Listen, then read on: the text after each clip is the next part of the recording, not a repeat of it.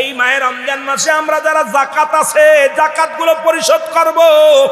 অল্প কয়েক মিনিট কথাগুলো বলে যায়, যেহেতু আগামীকাল আর তো ওয়াজ হবে না, মাহফিল হবে না, যত আমি আল্লাহর কাছে বলতে পারি, আল্লাহ মায়ে রমজানের আগে একটা ওয়াজ হয়েছিল, কিছুটা টাচ দিয়েছিলাম, রমজান বিষয়ে কথা বলেছিলাম।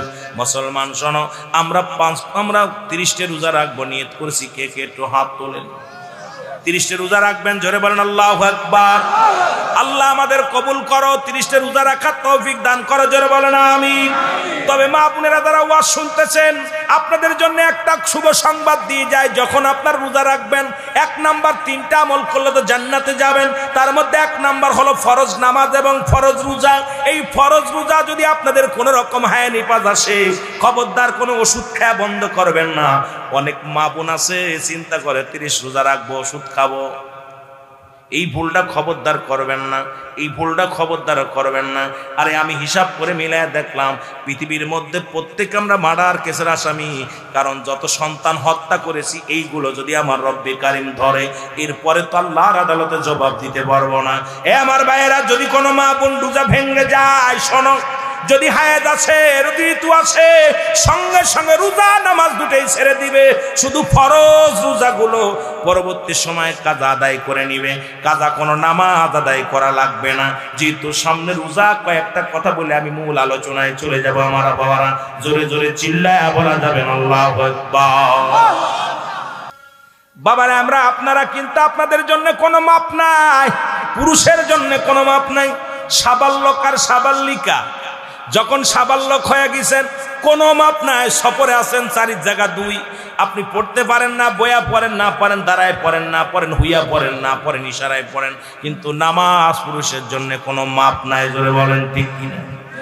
মাপ পাবেন কেমনে বলেন? কাপড় ঠিক নাই, কাপড় পরিষ্কার নাই, মাপ নাই, কোনো কৈফিয়ত চলবে না।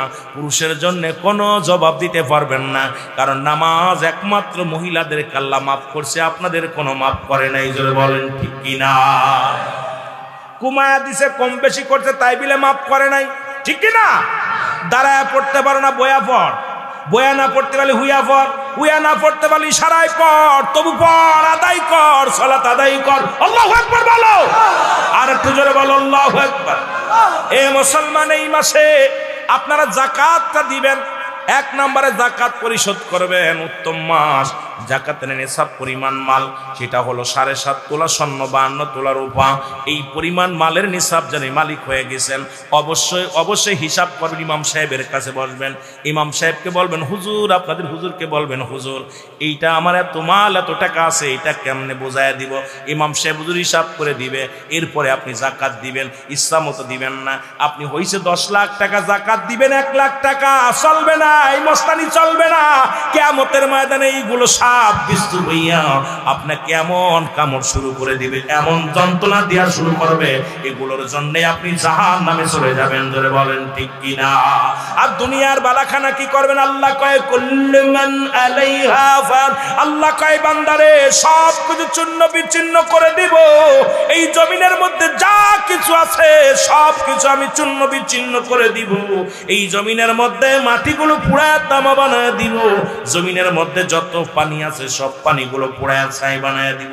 যেদিন কিচ্ছু বলতে কিচ্ছু থাকবে না, সেদিন থাকবো শুধু আমি আল্লাহ। সুতরাং কার জন্য ঘুষ খাও, কার জন্য সুদ খাও, কার জন্য এত বাড়াবাড়ি করার মন, সব ফেলে থুয়ে চলে যেতে হবে, সেই চিন্তা কার আপনাদের ভিতরে আছে কি না? এ মুসলমান, ফিতরা আদায় করা লাগবে কি লাগবে না? আরো জোরে বলেন, লাগবে কি লাগবে না? প্রতিটা মানুষ, আপনার উত্তম মাস হলো মায়ের রমজান মাস। এই মাসে আপনার মুসলমান সাদকাতুল ফিতরা এটা আপনি আদায় করবেন। এটা মুসলমান শুনে নেন, আপনি ফিতরার পরিমাণগুলো যখন বাংলাদেশ বোর্ড, আমাদের ইসলামী মুসলমান যারা আছে, ইসলামের নীতি নির্ধারক যারা আছে, ওলামা ইকরাম যারা আছে, এরা যখন উপর থেকে জানাবে কত পরিমাণ আপনার ফিতরা হয়েছে, কত পরিমাণ আপনার দিতে হবে, যখন আপনার উপরে বরাদ্দ আসবে এই পরিমাণ আপনি সঙ্গে সঙ্গে সাদকাতুল ফিতরা দিবেন। কারণ রোজার মাসে মুসলমান শেষ করছেন, ঈদগার ময়দানে যাবেন মাসুমের মাসুম হইয়া। এই যদি আপনি যদি মুসলমান শুনে নেন, আপনি যদি সদকাতুল ফিতরা না করে যদি আপনি ঈদগার ময়দানে যান, আপনি পবিত্রতা হাসিল করতে পারবেন না। এই জন্য পবিত্রতা হাসিল করার জন্য অবশ্যই অবশ্যই আপনাকে সদকাতুল ফিতরা আদায় করা লাগবে। জোরে জোরে বলো আল্লাহু আকবার। আর একটু জোরে বলো আল্লাহু আকবার। এ আমার ভাইয়েরা, আমার বন্ধুরা, আমার গভীর মনোযোগ। এই মাসে বেশি বেশি নফল নামাজ পড়বেন। সুবহানাল্লাহ। আর একটু জোরে, আর একটু জোরে। এমনিতে তো মুসলমান প্রতিদিন 12 রাকাত কি পড়েন? সুন্নাত নামাজ পড়েন। কয় রাকাত? প্রতিদিন 12 রাকাত সুন্নাত নামাজ। কত রাকাত? 12 রাকাত সুন্নাত নামাজ পড়েন। এ মুসলমান, রাসূল বলছে যে ব্যক্তি প্রতিনিয়ত 12 রাকাত সুন্নাত নামাজ পড়বে, আল্লাহর নবী বলছে ওই ব্যক্তি জান্নাতের মধ্যে তাদের বাড়ি ঘর করে দিবে আল্লাহ পাক। বিশাল বিশাল বাড়ি ঘরগুলো আল্লাহ পাক করে দিবে। সুতরাং এই দুনিয়ার মধ্যে রমজান মাসে সুন্নাতটা ফরজের সমতুল্য হবে। বেশি বেশি ফরজ সুন্নাত নফল নামাজগুলো পড়বেন, মাগফিরাত কামনা করবেন, আল্লাহর কাছে ইস্তেগফার করবেন, মাফ চাবেন, ক্ষমা চাবেন। বেশি বেশি করে কোরআন তেলাওয়াত করবেন। এ মুসলমান, কোরআন শরীফ পড়তে পারেন না, কোরআন শরীফ বুকের মধ্যে ধরবেন। পড়তে পারেন না, কি হয়েছে? পড়তে পারেন, আফসোস করে বুকের সঙ্গে টান দিয়া ধরবেন। আল্লাহ, এই কোরআন তুমি পাহাড়ের উপরে দাও নাই, পাহাড় সহ্য করতে পারে নাই। তুমি আল্লাহ জমিনের উপরে দাও নাই, জমিন সহ্য করতে পারে নাই। আসমানের উপরে দাও নাই, আসমান সহ্য করতে পারে নাই। এই মানব জাতির মধ্যে দিস আল্লাহ, এই কোরআন আমার মধ্যে দিয়া দাও। কোরআনকে যদি কিছু না পড়তে পারেন, তবু একদিন হলো কোরআনটারে ভালোবাসবেন, বুকের সঙ্গে টেনে ধরবেন, এই বুকের সঙ্গে লাগায়া ধরে কানবেন। আল্লাহ আল্লাহ, এই কোরআন যে কত মধু। কোরআনটা মুসলমান যেমনি মুসলমান দেখেছিলাম কোথায়? এ মুসলমান, গভীর মনোযোগ। আফগানের জমিনে মুসলমান, এ মুসলমান, কিছু ছাত্রের 500 কোরআনের পাখিগুলোর কাছে যখন বন্দুক তাক করে বলেছিল তোরা কোরআন ছেড়ে দে, না হয় জীবন দিয়া দে। ছেলেরা বলেছিল জীবন দিলে জান্নাত পাবো, কোরআন ছাড়লে জাহান্নাম পাবো। কিন্তু জীবন দিয়া দিছে, কোরআন ছাড়ে নাই। এই কোরআনের অবমাননা সহ্য করা যাবে না। জোরে বলেন ঠিক কিনা? আল্লাহ নিজেই বলেন যালিকাল কিতাবু লা রাইবা ফীহি। আর এটা মানবে কার? আল্লাহ কয় হুদাল লিল মুত্তাকিন। জোরে জোরে চিল্লা বলা যাবে না মারহাবা। এ মুসলমান, আমি আস্তে আস্তে আলোচনায় যাই যেহেতু সময় স্বল্প। এ মুসলমান, কই থেকে কই যাব? এ যুবক, দিলের কান্ডা লাগায় শোনো। এই কোরআন নাজিলের মাস হলো মায়ে রমজান মাস। মারহাবা বলো। এই জন্য কোরআনটা মায়ে রমজান মাসে পড়তে না পারলো তারাবিগুলো পড়বেন। কোরআনের পাখিগুলো যখন যেখানে খতম তারাবি হয়, কষ্ট চিন্তা করবেন না, কষ্ট করে শুনবেন। একটা হরফ শুনলে 10টা নেকি। ইমাম সাহেব পড়বে 1000 নেকি, আপনি শুনবেন 2000 নেকি। সুতরাং ইমাম সাহেব যত নেকি পাবে তার দ্বিগুণ নেকি আপনার হবে। পিছনে বসে বসে কোরআন তেলাওয়াত শুনবেন। এই 30টা কোরআন, 30টা রোজা, 30টা তারাবি আপনি আদায় করবেন। 30টা তারাবির মধ্যে কোরআন শরীফ পড়বেন। যখন ইমাম সাহেব তেলাওয়াত করবে, তেলাওয়াতটা মন দিয়ে শ্রবণ করবেন। জোরে জোরে বলুন আল্লাহু আকবার। এ মুসলমান, গভীর মনোযোগ। আল্লাহু আকবার বলো। এই কোরআন নাজিলের মাস হলো মায়ে রমজান মাস। মারহাবা বলো। আবার এই মাসে এমন একটা রাত আল্লাহ কয় তানাজ্জালুল মালাইকা। আল্লাহু আকবার বলুন। এই এমন একটা মাস যে মাসে মুসলমান লাইলাতুল কদর বলা হয়, যেখানে নাজিল হয়েছে কি ফেরেশতা? ও মুসলমান, শুনে নাও, শুনে নাও। কি নাজিল করেছে? কোরআন শরীফ নাজিল করেছে। কোন মাসে? এই মাসে। এ মুসলমান, শুনে নাও। এই মাসটার পবিত্রতা রক্ষা করবা। এই মাসটার ভিতরে কোরআন শরীফকে মহব্বত করবা, কোরআন শরীফকে বুকের মধ্যে ধরবা। পড়তে যদি না পারো, ইমাম সাহেব যখন পড়বে বয়া বয়া শুনবা। ওই ছোট বাচ্চা যখন সকালবেলা কোরআন শরীফ পড়বে, বয়া বয়া একটু শুনবি। সারা জীবন তো চা খাইছিস, বাজারে যায় নামাজ পড়িস, সান্না পড়িস, কপাল পুরা, বাজারে যা চা খাইও বয়া বয়া। ও বুড়ো, লাঠি ভর দিয়া দিয়া চা খাইছো। আর এই রমজান মাসটা ওইগুলো বাদ দিয়া ফজরের নামাজটা না পড়িয়া না ঘুমায়া যখন ওই কোরআনের পাখিগুলো কোরআন নিয়ে বসে, একটু বয়া বয়া কোরআন শুনবা। জোরে বলেন মারহাবা। আর একটু জোরে বল আল্লাহু আকবার। রাজি আছেন? রাজি আছেন? আরে জোরে বলেন রাজি আছেন?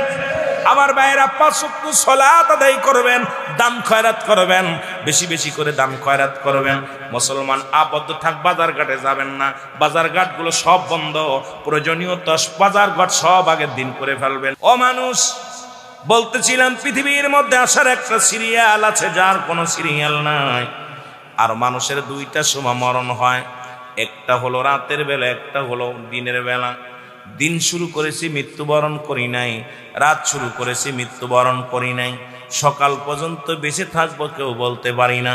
এই জন্য আগে আপনারা তওবা করেন, মাহফিল এসেছেন সবাই তওবা করেন। আস্তাগফিরুল্লাহ রব্বি মিন কুল্লি যামবি আতুবু ইলাইহি লা হাওলা ওয়ালা কুওয়াতা ইল্লা বিল্লাহিল আলিয়্যিল আযীম। লা ইলাহা ইল্লাল্লাহু মুহাম্মাদুর আশহাদু আল্লা ইলাহা, সাক্ষ্য দেন, আশহাদু আল্লা ইলাহা ইল্লাল্লাহু ওয়াহদাহু লা শারীকা লাহু ওয়া আশহাদু আন্না মুহাম্মাদান আবদুহু ওয়া রাসূলুহু। এই যে সাক্ষ্য দিলেন আমার ভাইরা আমার, আমি আস্তে আস্তে আলোচনার মধ্যে যাই। আমি আপনি সাক্ষ্য দিলাম আল্লাহ ছাড়া কোনো মাবুদ নাই, আল্লাহকে পার একমাত্র মাধ্যম ঠিকানা রাহমাতাল লিল আলামিন। জোরে বলেন মারহাবা, আর একটু জোরে বলেন, আর একটু জোরে মারহাবা। এ আমার ভাইরা আমার, আল্লাহ ডাকতে বলেন বিসমিল্লাহির রাহমানির রাহিম। কুল হুয়াল্লাহু আহাদ আল্লাহুস সামাদ লাম ইয়ালিদ ওয়া লাম ইউলাদ ওয়া লাম ইয়াকুল লাহু কুফুয়ান আহাদ। আল্লাহ ডাকতে বলেন হাবিব জানায়া দাও আমি আল্লাহ এক। আল্লাহ কয়জন? জোরে বলেন আল্লাহ কয়জন? যারা দেবতা পূজা করে তাদের আল্লাহ কয়জন? যারা চন্দ্র পূজা করে, যারা মূর্তি পূজা করে, যারা মন্দির পূজা করে, যারা মাজার পূজা করে, এই দুনিয়ার মধ্যে মুসলমান শুনে নাও, অসংখ্য মানুষ আমরা শিরকি করি, গুনাহ করতেছি আমরা দুনিয়ার মধ্যে। কেউ করে দরগা পূজা, কেউ করে মাজার পূজা, কেউ করে মুসলমান মূর্তি পূজা। আজকে পূজার মধ্যে সব ঢুকে গেছি আমার ভাইরা আমার বন্ধুরা আমার। আল্লাহ ডাকতে বলে হাবিব আপনি জানিয়ে দেন আমি আল্লাহ এক। আল্লাহ কয়, আল্লাহ বলে বান্দারে আমি আল্লাহ এক। পৃথিবীর মধ্যে কাউরে জন্ম দিই নাই, কারো থেকে জন্ম নিই নাই। আল্লাহর কোনো ছেলে নাই, মেয়ে নাই, কোনো বংশ পরিচয় নাই। আল্লাহ এক, এটা বিশ্বাস আছে কার কার? আল্লাহ একজন, কার কার বিশ্বাস? একটু হাত তোলে। এই নবী বলেন হায়াতি খায়রুল লাকুম, আমার হায়াতের জিন্দেগিটা উম্মতের জন্য কল্যাণ স্বরূপ। সুবহানাল্লাহ বলেন, আর একটু জোরে বলেন, আর একটু জোরে বলেন সুবহানাল্লাহ। এ আমার ভাইরা আমার বন্ধুরা আমার, যে নবী লাগবে কবরে, নবী লাগবে মিজানে, নবী লাগবে ফুলসিরাতে, নবী লাগবে আমাল কিয়ামতের ময়দানে। তাই বলে এই নয় আল্লাহকে কষ্ট দিয়ে রাসূলকে ভালোবাসা যাবে না। রাসূলকে মুসলমান পৃথিবীর মধ্যে ইস্তার আছে, এই পৃথিবীর মধ্যে আল্লাহ রব্বুল আলামিনের ইস্তার যেখানে সেখানেই রব্বুল আলামিন নবীর ইস্তার আছে, আপনার মা বাবার ইস্তার আছে, পীর মাশায়েখের ইস্তার আছে। এখন আমার দেশের সমাজ এমন একটা বেজালে ফেলাইছে, রব্বে কারিমের সঙ্গে সবাই শরীক করে ফেলে। ধরে বলেন ঠিক কিনা? হাসতে হাসতে গুনাহ করে ফেলে। রাসূলুল্লাহ যখন এই দাওয়াত দিতে লাগলেন, তৎকালীন জামানার নাম হলো অলিদ নামে এক দুশমন। নাম কি? জোরে বলেন নাম কি? অলিদ। উনি আল্লাহকে সিজদা করা মানতে পারেন নাই। আখির নবী বলছে দুনিয়ার মানুষ, আমি আল্লাহর পয়গম্বর। এই কালেমা শুধু আমার নবীর নয়, যদি বলেন আখির নবী মুহাম্মাদের কালেমা, তাহলে এটা হলো আরেক বাটপার। কারণ এই কালেমাটা আমার নবী, শুধু আমার নবীর নয়, এই কালেমাটা হলো আদম আলাইহিস সালাম থেকে শুরু করে। আদম বলে লা ইলাহা ইল্লাল্লাহ, আদম শফিউল্লাহ। লা ইলাহা ইল্লাল্লাহ মুসলমান ইব্রাহিম খলিলুল্লাহ। লা ইলাহা ইল্লাল্লাহ ঈসা রূহুল্লাহ। লা ইলাহা ইল্লাল্লাহ মুসা কালিমুল্লাহ। লা ইলাহা ইল্লাল্লাহ মুহাম্মাদুর রাসূলুল্লাহ। সুতরাং আদম আলাইহিস সালাম হাওয়া আলাইহিস সালাম থেকে শুরু করে এই কালেমা শুরু হয়েছে, আখিরি নবী পর্যন্ত চলছে, কিয়ামত পর্যন্ত চলবে। জোরে বলেন ঠিক কিনা? কোন নাস্তিক বলতে পারবে না এই কালেমা আমি শুনি নাই। কোন কাফের বলতে পারবে না এই কালেমা আমি শুনি নাই। কোন মুসলিম বলতে পারবে না এই কালেমা আমি শুনি নাই, কারণ আদম নবী থেকে শুরু করেছে। আদম নবী বলছে লা ইলাহা নাই কোন ইলাহ ইল্লাল্লাহ আল্লাহ ছাড়া, আমি আদম শফিউল্লাহ আল্লাহর পয়গম্বর। সুতরাং পৃথিবীর মধ্যে আমার নবী আপনার নবী তামাম পৃথিবীর মধ্যে যত নবী পয়গম্বর দুনিয়ার মধ্যে আগমন করেছে সবাই এই কালেমার দাওয়াত দিয়েছে। জোরে বলেন মারহাবা। আমি যাব আস্তে আস্তে আলোচনার মধ্যে যাই। ওলীদ কি করলেন? একটা পুতুল বানাইলেন, পুতুল বানাইয়া সিজদা শুরু করে দিলেন। আব্দুল্লাহর বেটা মুহাম্মাদের কোনোদিন ভগবানকে দেখতে পারি নাই, সে আল্লাহকে কোনোদিন দেখা যায় না, কোনোদিন দেখতে পারি নাই, তারে আমরা মানি না, ওর কথাও বিশ্বাস করি না, মানব না, এটা মানা যাবে না, অসম্ভব। এই ওলীদের পূজা করা শুরু করলি, পুরো পূজা শুরু করলো পুতুলটার মধ্যে যাইয়া ভগবানের কাছে চায়। গভীর একদিন রাত্রে, গভীর রাত্র হয়ে গেছে, ওলীদের পুতুলের ভিতর থেকে আওয়াজ আসে ওলীদ, ওলীদের পুতুলের ভিতর থেকে আওয়াজ আসে ওলীদ। মুহাম্মাদের আব্দুল্লাহর বেটা মুহাম্মদ একটা ধোঁকাবাজ, আব্দুল্লাহর বেটা মুহাম্মদ একটা কাজ্জাব, আব্দুল্লাহর বেটা মুহাম্মাদের খোদা বলতে কিচ্ছু নাই, আব্দুল্লাহর বেটা মুহাম্মদ সে একটা মিথ্যু কাজ্জাব। সুতরাং আমি এক নাম্বার খোদা, আমার যদি তুমি সেজদা করতে পারো, আমার যদি ভালোবাসতে পারো, আমার যদি খেদমত করতে পারো, আর আমি যদি তোমার উপরে রাজি হয়ে যায়, দুনিয়ার সব কিছু তুমি পেয়ে যাবা। জোরে বলো নাউজুবিল্লাহ। স্বর্ণের পুতুলের ভিতর থেকে আওয়াজটা আসছে, খেয়াল করবেন। এখন ওলীদ কি করলেন? তার ভাই বন্ধু আত্মীয়স্বজন সবাইকে দাওয়াত দিলেন, শোনো মুহাম্মদ, আব্দুল্লাহর বেটা মুহাম্মদ উনি যে ভগবান, উনার যে খোদা আছে, উনি তো কারুর লগে কথা বলে না। আব্দুল্লাহর বেটা মুহাম্মাদের আল্লাহ কথা বলতে পারে না, কিন্তু আমার আল্লাহ কথা বলতে পারে। আব্দুল্লাহর বেটা মুহাম্মাদের ভগবান কথা বলতে পারে না, ভালো মন্দ কিছু বলতে পারে না, কিন্তু আমার খোদা সব বলতে পারে। এই কথা বলে বলে দলে দলে মানুষগুলো সব নাস্তিক করে ফেললেন, সব মানুষ পুতুলের প্রতি তারা ঈমান আনায় ফেললেন। নাউজুবিল্লাহ বলেন না। আব্দুল্লাহর বেটা মুহাম্মাদের কাছে বলে, এ মুহাম্মদ আমি কিছু কথা বলতে চাই। বলে কি কথা? বলে কথা হলো, আমি আগামীকাল সারা ওয়ার্ল্ডের মানুষগুলো ডেকেছি, আমার খোদা কথা বলে, তোমার খোদা যদি কথা বলতে পারে আমি ডাক দিব, তুমি তোমার খোদারে ডাকবা, তোমার আল্লাহরে ডাকবা।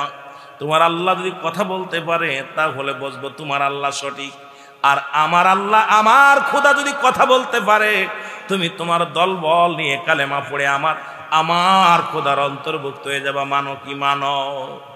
রাসূলুল্লাহ বলেন আমি মানলাম, তোমার কথা মেনে নিলাম। যা দেখে রাসূলুল্লাহ সারা ময়দান ভরে হাজার হাজার মানুষ, হাজার হাজার জনগণ বসে আছে।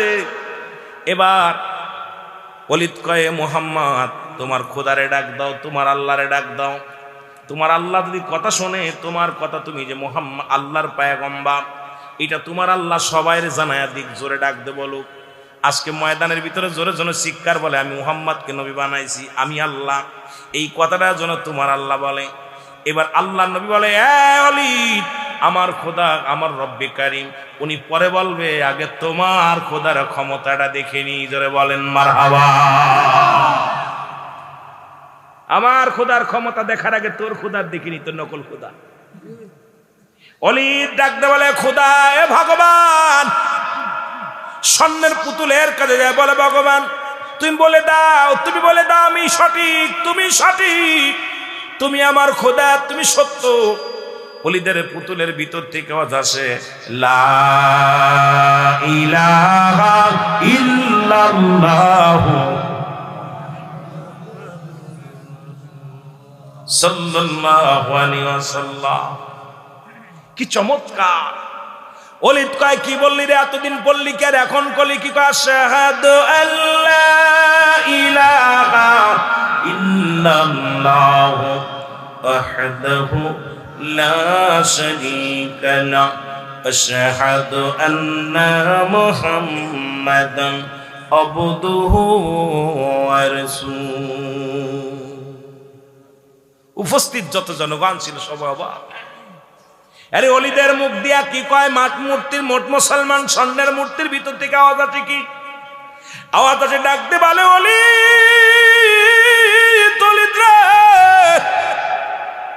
আব্দুল্লাহর বেটা মুহাম্মাদের খোদা সত্য, আমার আল্লাহ সত্য, আখির নবী রাহমাতুল লিল আলামিন যেটা বলছো ওটাই সত্য।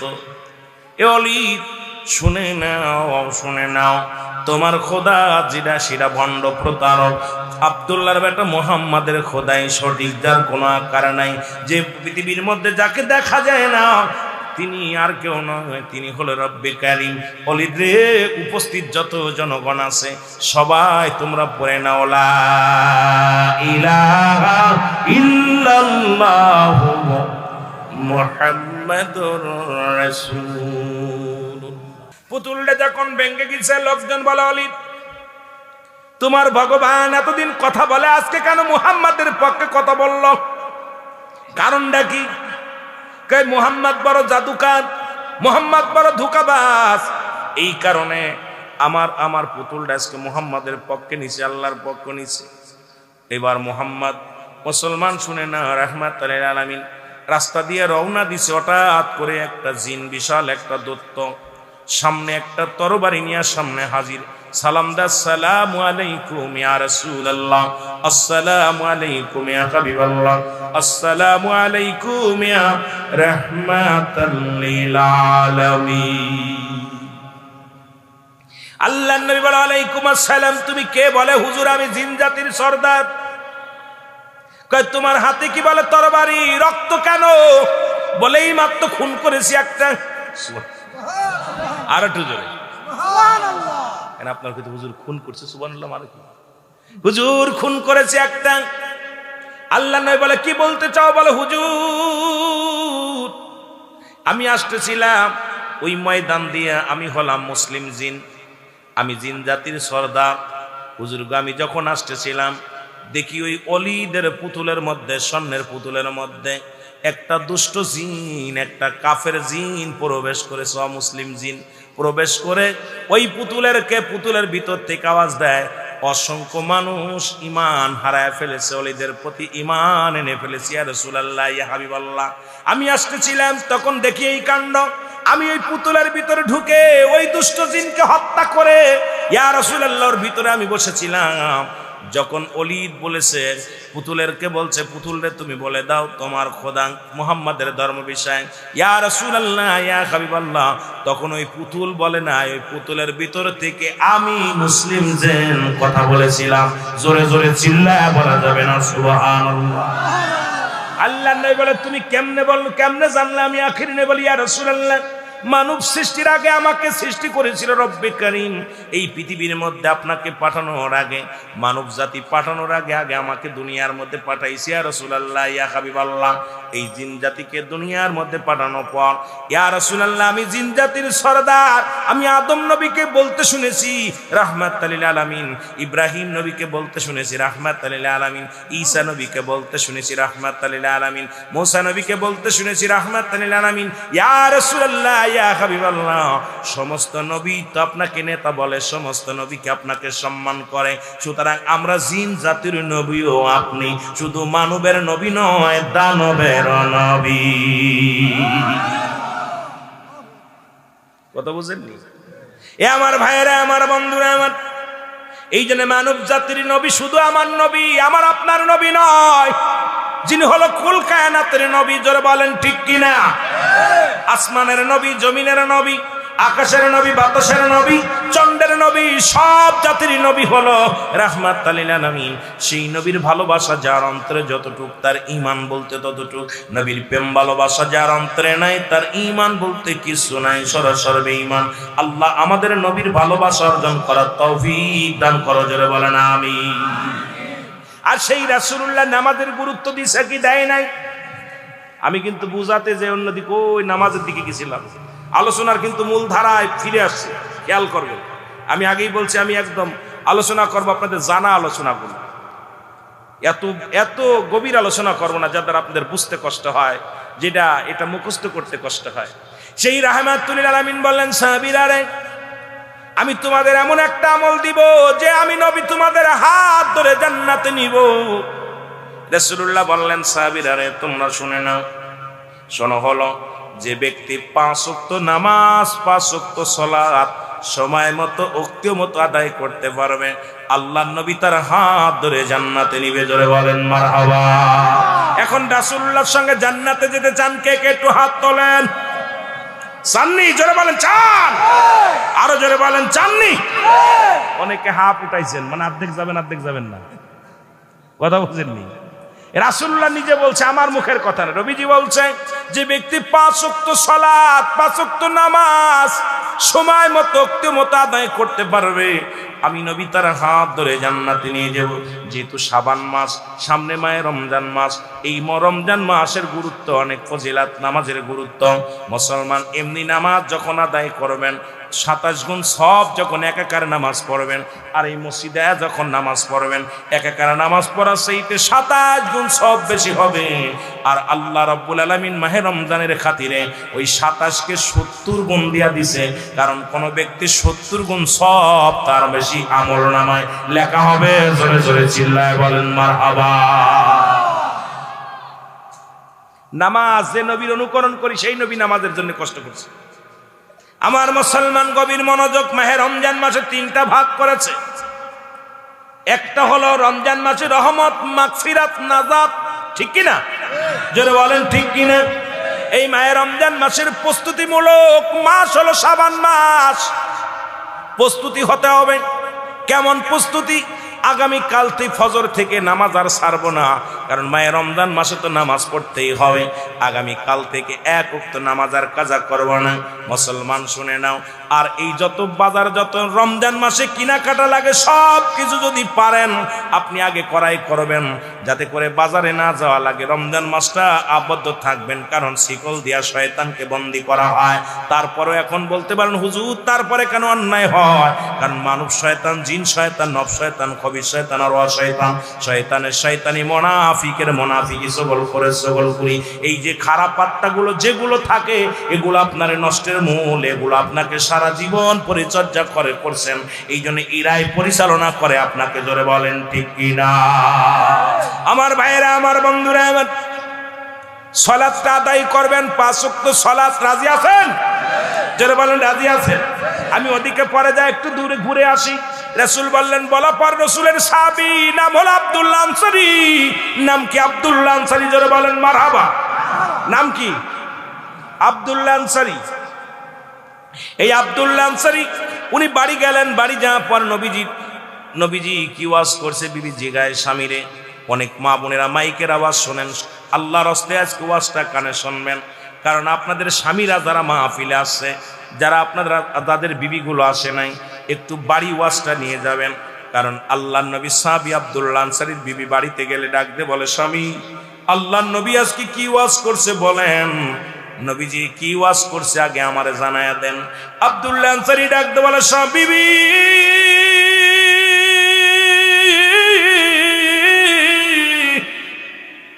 রাহমাতুল লিল আলামিন ওয়াজ করছে, কোন ব্যক্তি যদি 5 ওয়াক্ত সালাত 5 ওয়াক্ত নামাজ সময় মতো আদায় করতে পারে, আল্লাহর নবী তার হাত ধরে জান্নাতে নিয়ে যাবে। বিবি ডাক দিয়ে বলে, স্বামী,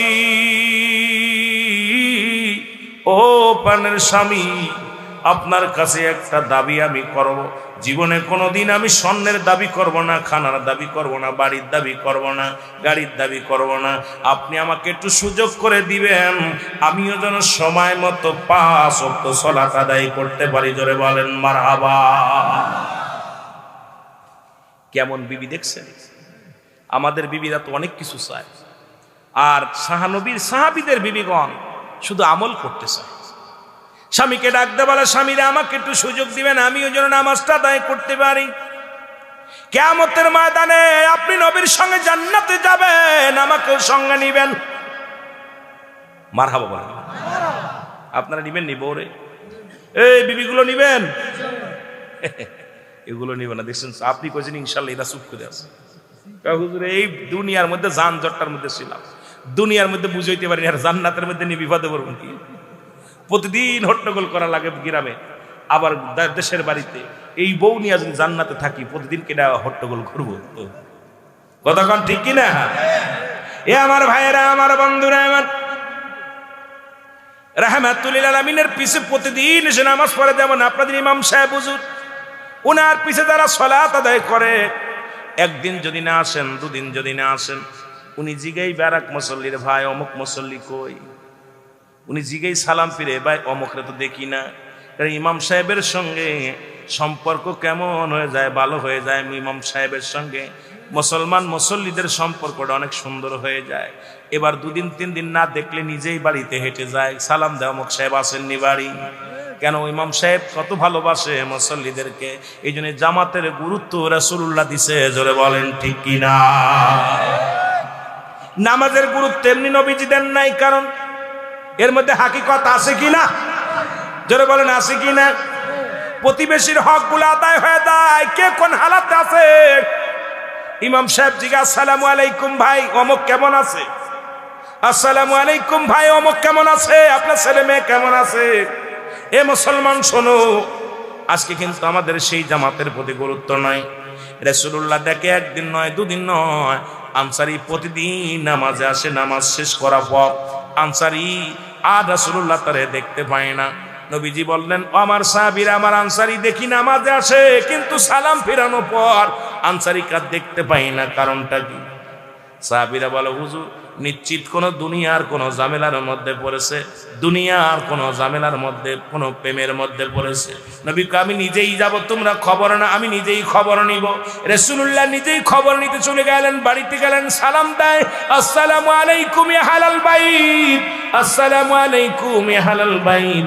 একবার নয়, দুবার নয়, তিনবার নবীজি সালাম দিলেন, কোন সালামের জবাব পাইলেন না। এবার রাসূলুল্লাহ ফিরে আসলেন, মনে কষ্ট নিয়ে ফিরে আসলেন। পিছন থেকে সাহাবী উত্তরে দেয়, ওয়ালাইকুম আসসালাম ইয়া রাসূলুল্লাহ, ওয়ালাইকুম আসসালাম ইয়া হাবিবাল্লাহ, ওয়ালাইকুম আসসালাম ইয়া রাহমাতাল লিল আলামিন। রাসূলুল্লাহ বলে, তুমি তিনবার সালাম দিলে, বুঝতে বাকি নাই, তুমি উত্তর দাও নাই। সালাম তুমি শুনেছিলে, উত্তর দাও নাই। আনসারী বলে, ইয়া রাসূলুল্লাহ ইয়া হাবিবাল্লাহ, আমি উত্তর দিই নাই, কারণ আপনি যখন আমারে সালাম দিয়েছিলেন আমি কেন উত্তর দিতে পারি না? যদি দয়া করে আমার বাড়িতে যাইতেন, তাহলে আমি আপনাকে বলতে পারতাম কেন সালামের জবাব দিই নাই। নবী কয়, চলো। কেন? নবীকে বায়ানাত, উত্তম ব্যবহার, উত্তম আখলাক, উত্তম চরিত্র আমার রাসূলকে যা দিয়েছে পৃথিবীর মধ্যে, সেই রাসূলের গুণে গুণান্বিত হওয়ার দরকার আছে কিনা।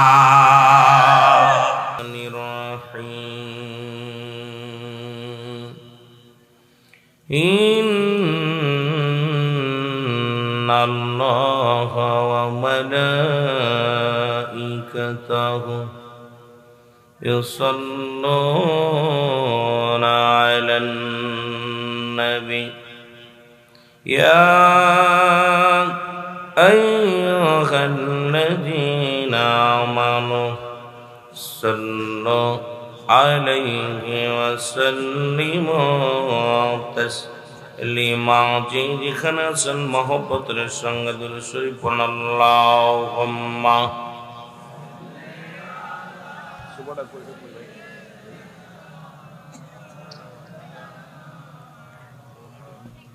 ওয়ালা আলি সাইয়্যিদিনা। মহব্বতে বলেন, আল্লাহুম্মা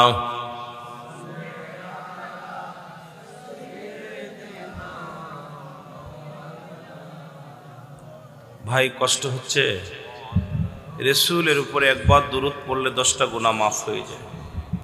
রাসূলের উপরে একবার দুরূদ পড়লে 10টা গুনাহ আল্লাহ মাফ করে দেন, 10টা নেকি আমলনামায় লিখে দেন। রাসূলের উপরে দুরূদ পড়লে 10টা পুরস্কার ইয়াউমাল কিয়ামতের ময়দানে আল্লাহ দান করবে। রাসূলের উপরে দুরূদ পড়লে আল্লাহ খুশি হয়, রাসূলের উপরে দুরূদ পড়লে ফেরেশতারা খুশি হয়, নবীজি খুশি হয়। একটা কিতাব আছে তাবলিগ জামাতের ভাইরা, ফাজাইলে দুরূদ, রাসূলুল্লাহ দুরূদের ফজিলত। কওমি অঙ্গনের আলেম ভাইরা যারা আছেন, মুফতি শফিক আহমেদের লেখা ফতোয়ায়ে দেওবন্দের মধ্যে 2য় খণ্ড 24 নম্বর পৃষ্ঠা। রাসূলের উপরে আহলে সুন্নাত ওয়াল জামাতের আকীদা হলো, এই নবীর উপরে দুরূদ ও সালাম পাঠ করা জীবনে একবার ফরজ, একাধিকবার পড়া সুন্নাত। যতবার পড়বেন মুস্তাহাব আমল, জোরে বলেন না সুবহানাল্লাহ। আল্লাহ বলে, ইন্না নিশ্চিন্নাল্লাহ, আমি আল্লাহ, ইউসাল্লুনা, আমি পড়েছি আলান নবী, আমার নবীর উপর, ইয়া আইয়ুহাল্লাযীনা আমানু, ঈমানদার বিশ্বাসীরা, সাল্লু আলাইহি ওয়া সাল্লিমু তাসলিমা, দুরূদ ও সালাম পাঠ করো আমার নবীর উপরে। 2 টাকায় একটা তাসলিমান, একটা তাজিমান। সম্মানের সঙ্গে পড়তে হবে, কোনো মানুষের উপরে না, রাসূলুল্লাহর উপরে। একটু মহব্বতের সঙ্গে দুরূদ শরীফ পড়ুন। আল্লাহুম্মা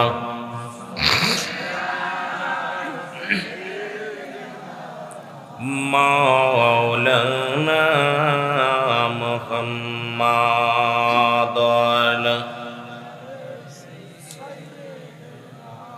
মাওলানা হয়নি কো হবে না গো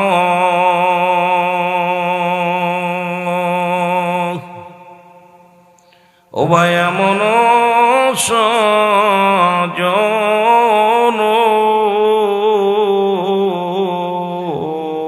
হয়নি কো হবে না গো এমন সজন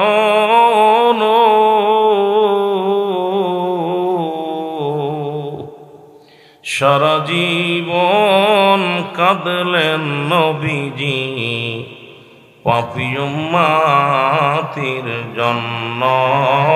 আল্লাহুম্মা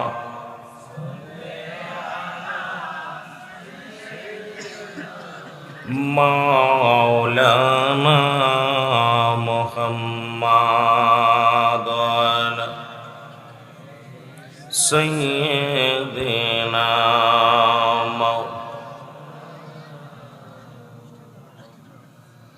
সকলে মহব্বতের সঙ্গে জিকির করেন লা ইলাহা ইল্লাল্লাহ, জোরে লা ইলাহা লা ইলাহা মুহাম্মাদুর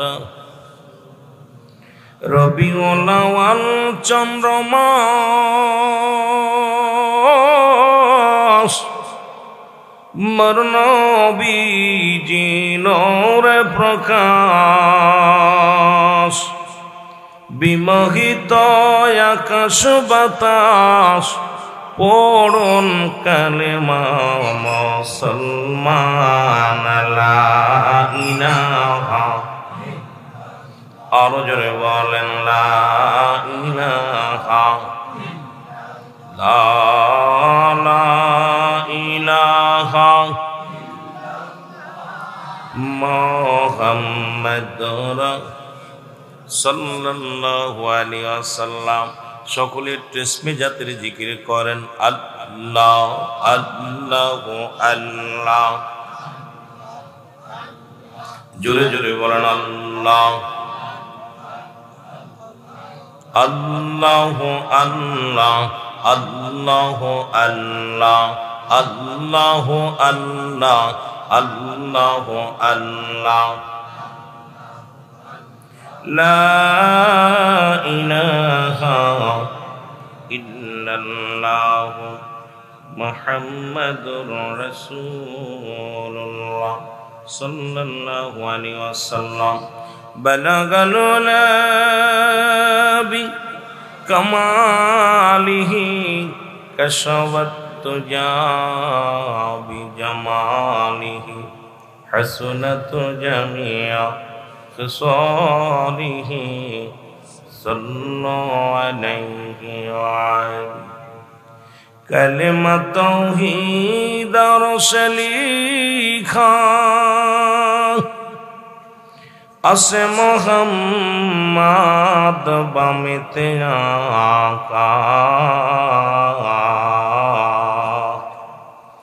বন্ধুর পাশে বন্ধু বসা কালিমাতে আসে প্রমাণ বালাগাল উলাবি কাশাওয়াত তুজা বিজামালিহি হাসনাত জামিয়া খিসাল সাল্লাল্লাহু আলাইহি।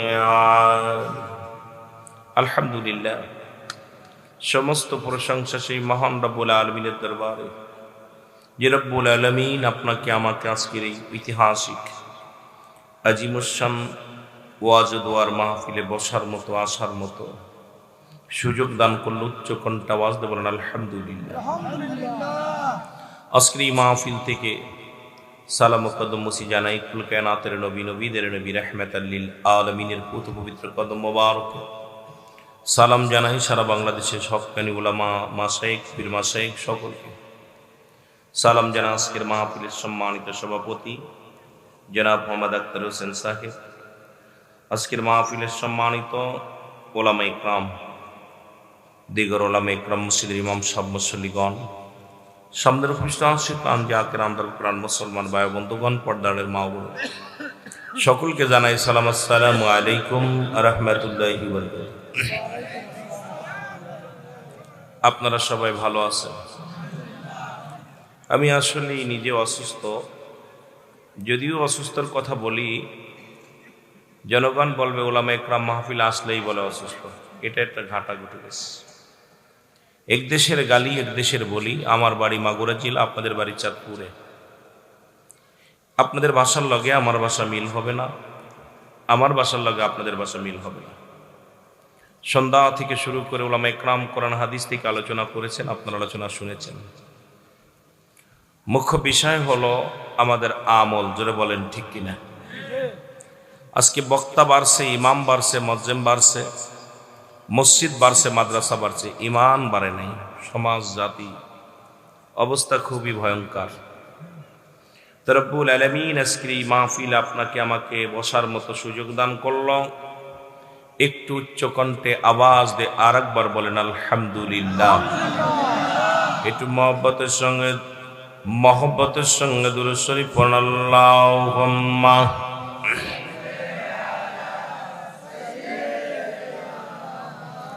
মাওলানা মুহাম্মাদ।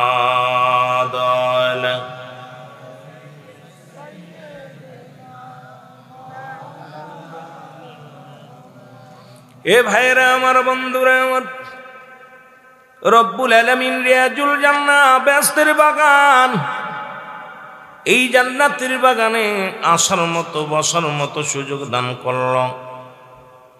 এ সময় কত মানুষ জেলখানায়, কত মানুষ হাসপাতালে, কত মানুষ মৃত্যু শয্যায় সজ্জিত। রব্বুল আলামিন আপনাকে আমাকে জেলখানায় নেন নাই, হাসপাতালে নেন নাই, সুন্দর পরিবেশ রিয়াজুল জান্নাহ বেহেশতের বাগানে বসার মতো সুযোগ দান করল। আপনারা খুশি না বেজার?